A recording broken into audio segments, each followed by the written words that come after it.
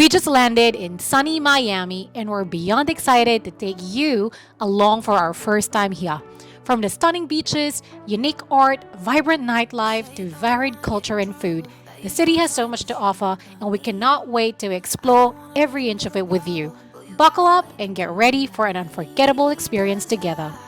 We just arrived in Miami after more than 24 hours of flying. Our Sydney to LA flight was delayed by at least 4 hours, I think. So we missed our connecting flight, so they had to rebook us and we had to wait. We missed our dinner reservation. It is now, I think, just after 10 p.m. here in Miami time. I did manage to sleep during it. Our energies were so low because we haven't slept much. You probably can hear the announcement. Wade's just getting our luggages now. It's a small airport here at Miami Airport, but very different from what you usually see. All the restaurants look different, so I'm excited to try it. Hopefully our baggages are, I check our air tags. They are in here, and hopefully they make it and Wade gets it. We were supposed to catch a train, but we're just not going to catch and grab or a cab to get to our hotel because we are tired and want to eat. We're hungry.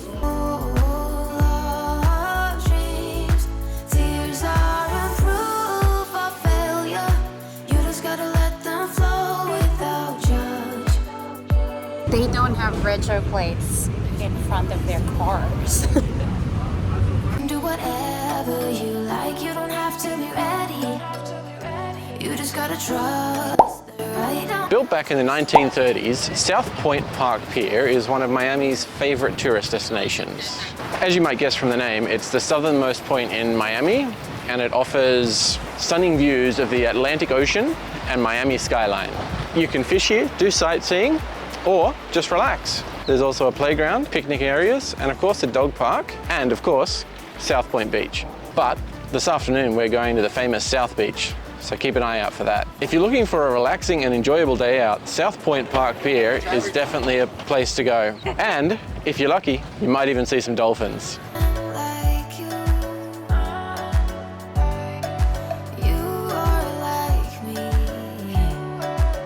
I'm vibing Miami. I was just telling Wade, I am vibing it. There are a lot of stray cats, even if and cute stray cats, and even if their retro plates don't exist in the front of the car, which is really weird. So hard to tell when your Uber is arriving, but overall, very happy. And this camera is weird as hell because it crops us up anyway.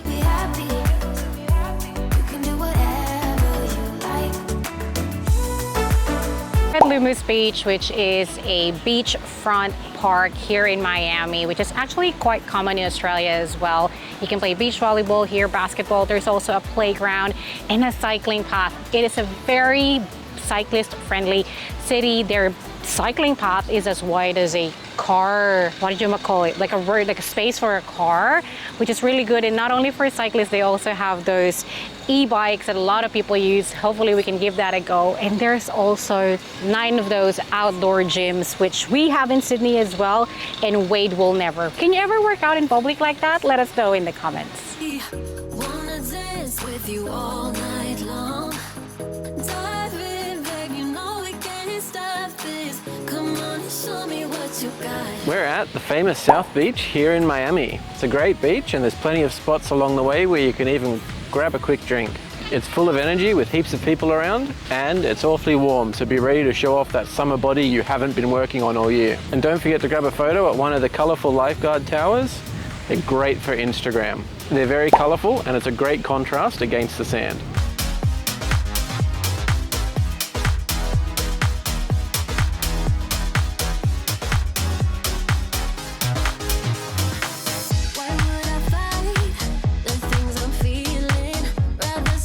Miami is renowned for its Art Deco architecture.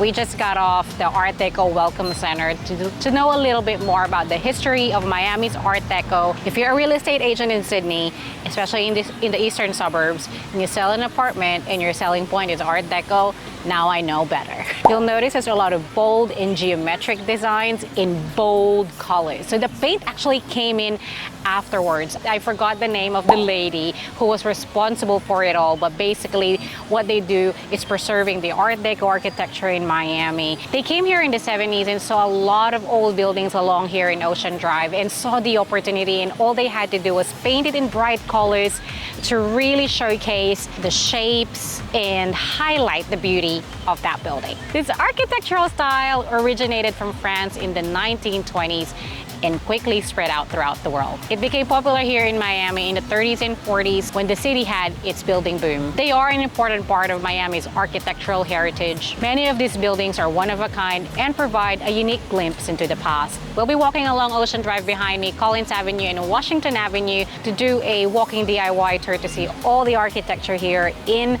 South Beach. You can join a tour though, however, from the Art Deco Welcome Center, 10:30 a.m. daily, I believe, but we missed that boat and kind of want to take our own time. We just got back from a private boat tour. Well, I say private because we were the only two in there when it accommodates 6. It wasn't supposed to be private, but we got lucky, nobody else booked. I'm reading it up here, it's a small group Biscayne Bay and Stiltsville tour. However, we didn't do the Stiltsville because he gave us 2 options. First, he decided to go that way, open water, and he had to say it's a bit rough, and it was enough for me to say no go. Let's go. So the other option B, which was through the river instead, Miami River, was really nice. Speedboat. It was for 2 hours. We paid $294 or 594 Australian dollars. Actually, it ended up 370. So that's what's for 2 adults. The name is Ocean Forest Adventures. We will link it down below as well, so you guys can check them out. Our captain's name was Nick. If you can request for him, it was really good, very helpful, informative, and quite funny. Wade's sweating like crazy. I would recommend doing it because you get to see Miami in a different way. A lot of its history, if you have a knowledgeable tour guide.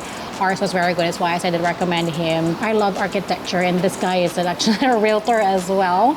So he was showing us a lot of the buildings and a lot of the mansions and a lot of the boats and who owns it, a little bit of background about it. So it's pretty cool. Highly recommend that you guys do it as well for something different. You'll see a lot of yachts going around, bachelorette parties happening. It's a good fun.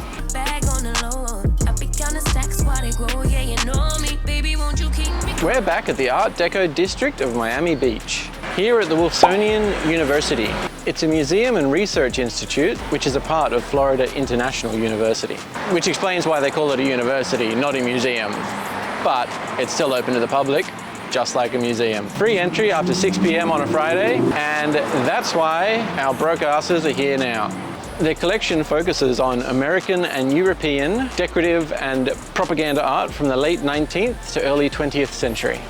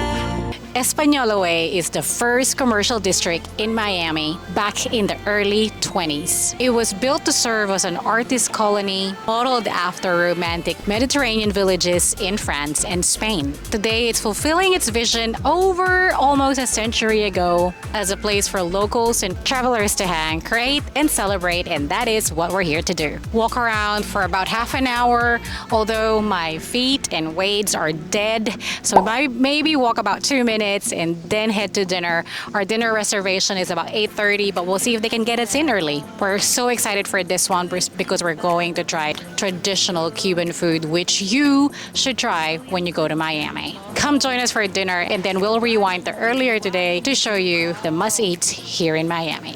So many years has gone by. They did let us in early. Havana 1957 Cuban Cuisine is a small chain serving traditional Cuban food. It might seem like a tourist trap, but they do serve decent food right in the heart of historical Espanola Way. We got their sampler, which has all their famous dishes. We didn't like the pork so much, but the mojito, we certainly did. Too much that we got a bit tipsy. We're at Lolo Surf Cantina here at Miami Beach. We're having some, I'd say Mexican. Mexican breakfast. Wade's very hungry, started eating. I got Wade got something rancheros and I got something agavadas, which is looking amazing, so let's try it. So it's got cheese on that, I'm gonna guess. Ooh, hot.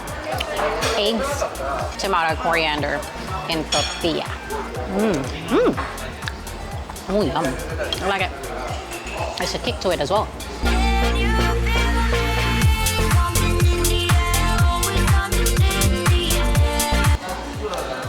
Tastes like Aussie tater tots. They taste just like Aussie tater tots, but they're nice. Yeah, that was quite expensive. $54, 81 AUD for 2 dishes and juice. Obviously, there's tip in that one as well. So that is, you're roughly 40 per person for that dish. In Australia, you'd probably be only paying like 20, 25 tops. And that's, yeah, a dish like that would be 18 roughly, yeah. Yeah, the prices on the menu look really good, and then you add the service charge, the taxes, the tip, and suddenly it's double the price. So that is, I mean, we're beachfront-ish. Here's the beach. So In a lie, 'cause I'm vibing with all we have. Yeah, I'm feeling what we are now. I'm laying down on the ground. All I do we just finished our lunch at Joe's Stone Crab. We were a bit nervous because we're very casual. I'm wearing a beach cover up, and the place is that's Wade. He refused to be on this one because he didn't eat any of the crabs. He doesn't eat seafood. We were running a bit late, so we were both so sweaty because I did some shopping. But we got here and the host wearing full-on suit. The building looked very formal and it's white linen tabletop, but they don't have any dress code. Joe's is well known for the stone crabs, as the name suggests, and it was indeed very good. Stone crabs are a delicacy here in Miami. It's famous for its sweet and tender meat. I wasn't sure, I don't know, for me, the sweetness, I couldn't really tell, I suppose, but it is very tender and there's a lot of meat, so you're definitely getting your money's worth on that one. And speaking of money's worth, it is quite expensive. It was $84 for the large, and you get about 5 claws in that one. And then we got some Brussels sprouts, and Wade got steak, and there was some bread. All the other food that we had, I probably won't recommend. I like my Brussels sprouts barely touched. Oven bake a little bit, but they just doused it in brown sugar. Anyway, but the stone crab is good. If you're probably you must have it in Miami. So the claws are only in season and legal to harvest for a certain period of time, from the 15th of October to the 1st of May. So we're getting close to that one.